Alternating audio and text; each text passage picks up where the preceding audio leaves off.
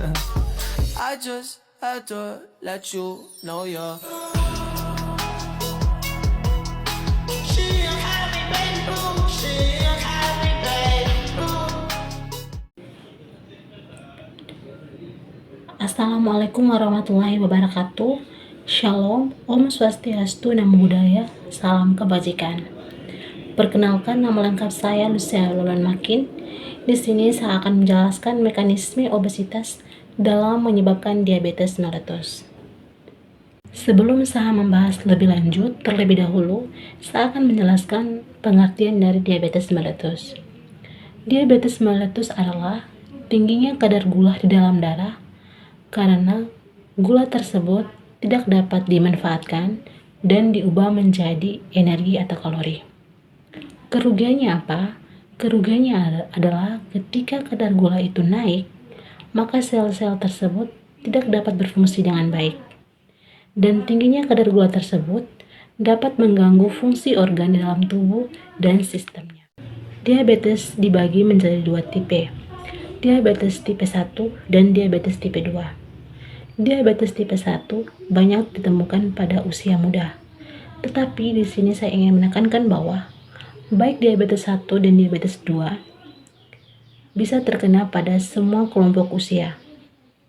Diabetes tipe 1 ini tidak dapat dicegah karena pankreas dalam tubuh kita tidak dapat memproduksi insulin. Fungsi insulin itu apa? Fungsi insulin itu sendiri adalah sebuah mekanisme untuk mengubah gula di dalam darah tersebut di metabolisme menjadi kalori atau energi di dalam sel. Jadi teman-teman, untuk diabetes mellitus tipe 1 ini, pengobatannya adalah suntik insulin. Jadi teman-teman, dengan demikian, baik diabetes tipe 1 dan diabetes tipe 2 ini menimbulkan gejala yang sama, yang dimana seseorang itu sering merasa haus, sering merasa lapar, dan sering pipis. Yang berikut adalah diabetes tipe 2. Diabetes tipe 2 ini banyak ditemukan pada kelompok usia lanjut. Tetapi sudah saya katakan tadi bahwa baik diabetes tipe 1 dan diabetes tipe 2 ini bisa terkena pada semua kelompok usia. Sebenarnya teman-teman, diabetes tipe 2 ini kadar insulinnya sudah cukup di dalam darah. Tetapi terjadi resistensi yang dimana sel-sel tidak bisa menangkap glukosa di dalam darah tersebut. Dan pengobatan pada diabetes tipe 2 ini adalah oral antidiabetago atau obat antidiabetes yang diminum. Selanjutnya saya akan membahas pada mekanisme obesitas yang menyebabkan diabetes mellitus.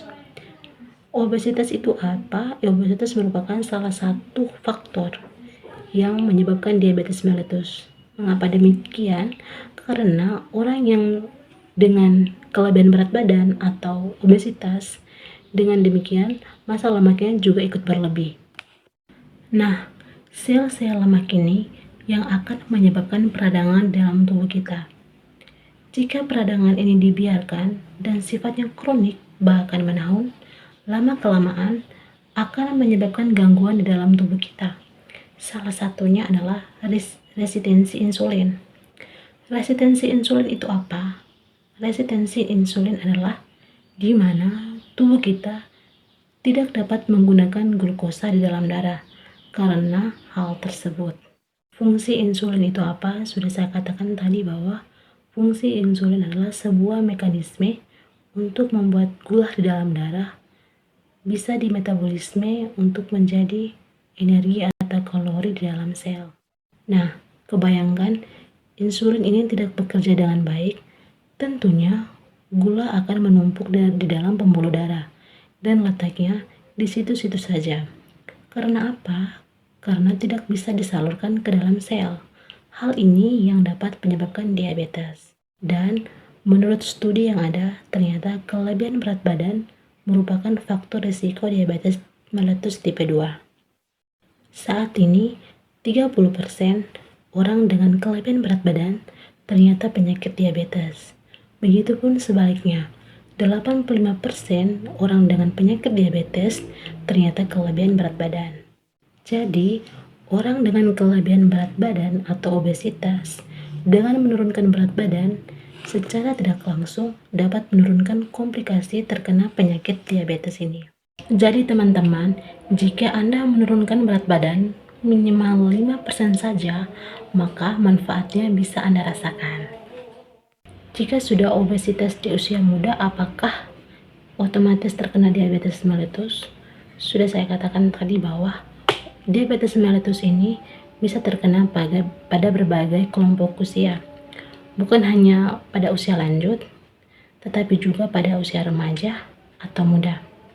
Hal ini disebabkan karena gaya hidup atau lifestyle dan genetik. Tapi perlu diingat ya, orang yang dengan kelebihan berat badan belum tentu terkena diabetes. Saat ini data menunjukkan bahwa risiko terkena diabetes pada berat badan lebih adalah 30%. Lalu bagaimana cara menangani jika sudah terkena diabetes?